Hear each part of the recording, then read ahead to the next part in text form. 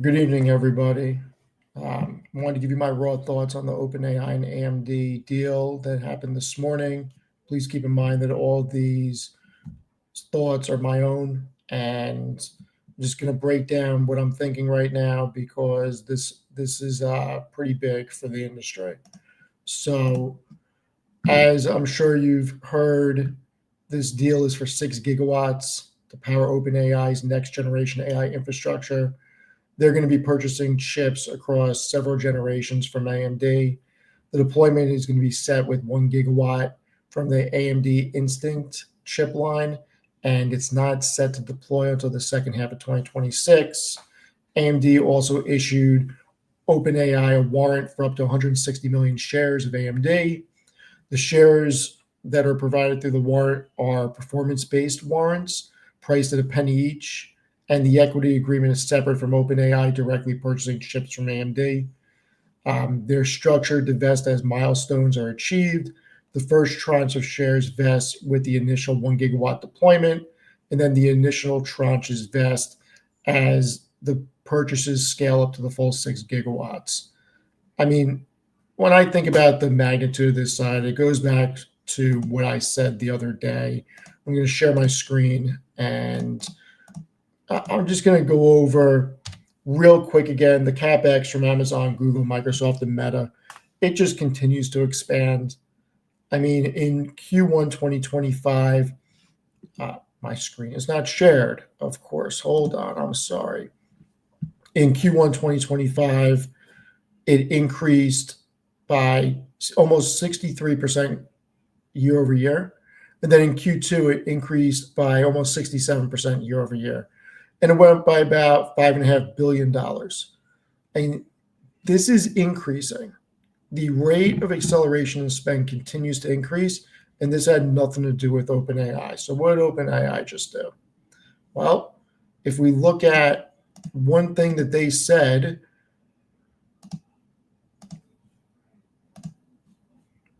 from their product developments, they have 4 million developers building with OpenAI and 800 million weekly ChatGPT users and 6 billion tokens per minute on the API platform. So keep in mind, 6 billion tokens per minute on the API platform and 800 million weekly ChatGPT users. There's only, 9.5 billion people in the world? 10% using ChatGPT around? That's insanity. Now, when I think about this is a super bullish AMD, but it's super bullish NVIDIA. And this just goes to show you that the total addressable market is expanding. We need more chips, can't get chips fast enough. And OpenAI just took compute off the table for everybody else with this deal. They now have 2 strategic partnerships, and this deal may be more about taking chips off the table than anything else. Obviously, they're going to use them to augment and grab as much compute as possible, but they truly believe compute is where they need to be to win. They're taking an Amazon approach. They don't care about profitability. And while they don't care about profitability, the hyperscalers do, and they're paying for everything through free cash flow because their capex is growing. Their cash from operations is growing. So they're able to spend way more in capex from the cash from operations and still grow free cash flow. This is not 99. This is something completely different. We have pockets of the market that are expensive, but there's always pockets of the market that are expensive. Nobody is stopping their spend. Microsoft just came out the other day with a $4 billion spend for a second facility in Wisconsin. Now you have OpenAI coming out with a huge deal with AMD, which is on the heels of a huge deal with NVIDIA, with $10 billion increments up to $100 billion in AI infrastructure with chips. So what is Andy Jassy going to do? What's Sundar going to do? What is Zuckerberg going to do on the earnings calls in a couple of weeks? That's what I'm most excited about. We have earnings calls in a couple of weeks. I'm going to predict that these guys are coming over the top. I don't see how they don't come over the top. And this just makes me want to buy more NVIDIA. Look, will disclose I have a position in NVIDIA, position in Meta, position in Alphabet, position in Amazon. I do not have a position in Microsoft. I do not have a position in AMD. I think that this is bullish for all of them.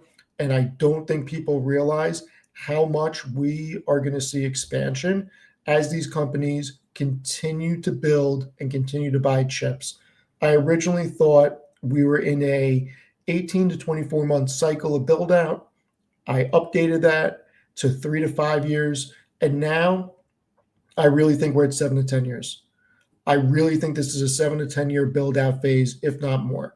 I also think there's indirect ways companies are going to benefit. I think energy companies are going to benefit. Electric companies through utilities are going to benefit. I think that you're going to have infrastructure companies such as Caterpillar. I think that you're going to have, besides upstream and midstream, you're also going to have the cooling companies. You're going to have the rack companies. There's a lot of companies that are going to benefit. And I am super bullish on what is going to happen. This really shocked me. So I'm going to leave it there with my raw thoughts. I think that this just sets a tone, and we may be in 94. We may not even be in 96 like Dan Ives thinks. We may be pre 96, which is crazy. But if these companies keep spending like this, except for OpenAI, they're all spending from profitability. And the sleeper right now is Taiwan Semiconductor. They're going to be one of the biggest winners out of all this because who's doing the fabrication? Sure, Intel is going to get some of it eventually, but Taiwan Semi's the game right now. So there's going to be a lot of winners. Those are my raw thoughts. I'll come back at you when I have more information about what I'm thinking. Thank you.